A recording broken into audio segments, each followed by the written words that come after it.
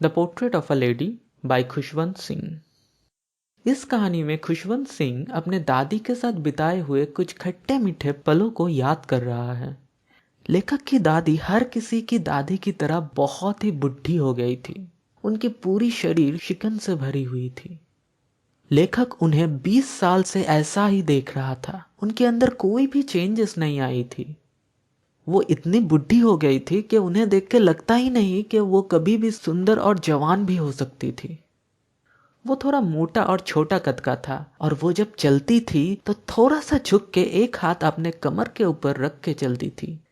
वो हर वक्त सफेद कपड़े पहनते थे और हर वक्त जपने का माला लेकर भगवान का नाम जपते जाते थे।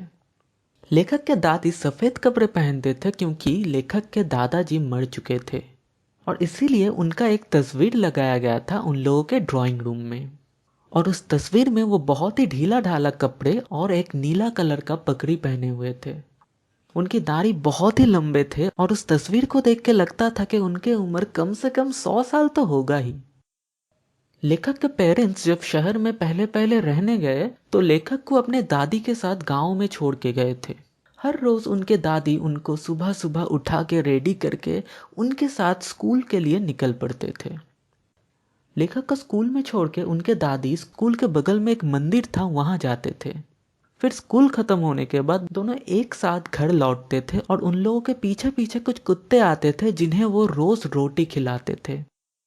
पर जब लेखक का पेरेंट्स शहर में सेटल हो गए तो उन्होंने दादी को और लेखक को शहर में बुलाया और शहर में आते ही लेखक का अपने दादी के साथ वक्त बिताना कम हो गया।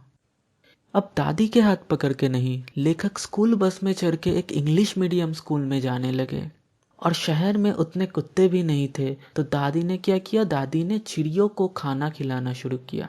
जैसे जैसे टाइम बीतता गया लेखक और दादी का मुलाकात कम होने लगे।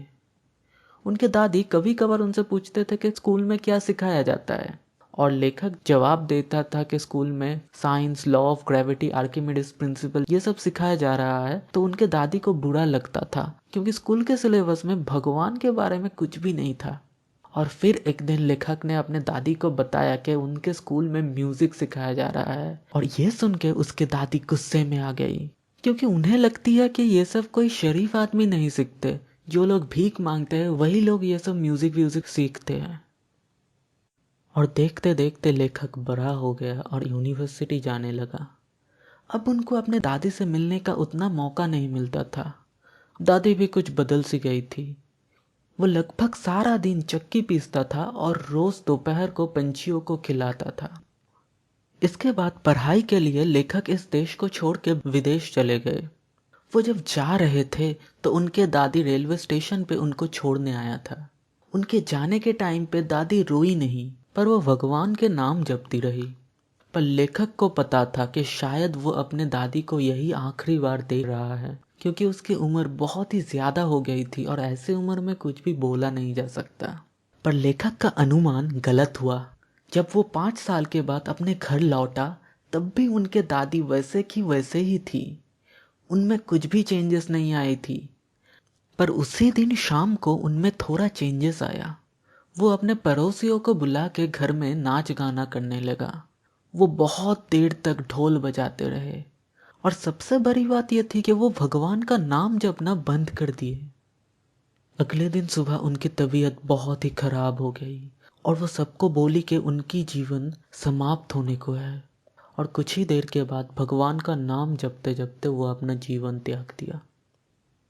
जब दादी को अंतिम संस्कार के लिए ले जाया गया तब शाम होने को था। सूरज ढल रहा था। वो सारे पंछी जिन्हें दादी अपने हाथों से रोज खिलाया करता था वो सब शांत से बैठे रहे दादी के आसपास। पंछियों भी बहुत ही दुखी थे। जब लेखक की मम्मी उन्हें खाने को दिया कोई भी पंछी खाने की तरफ देखा भी नहीं। जब दादी को ले चला गया तब सारे पंछी एक एक करके बिना कोई आवाज किए उड़ के चले गए।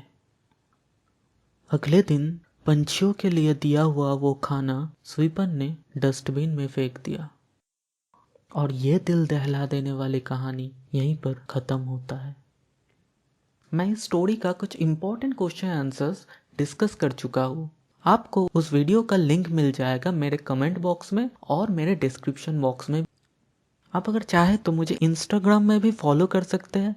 मेरा इंस्टाग्राम यूज़र नेम है संपद_EAF। तो फिर आज के लिए इतना ही, मिलते हैं नेक्स्ट वीडियो में।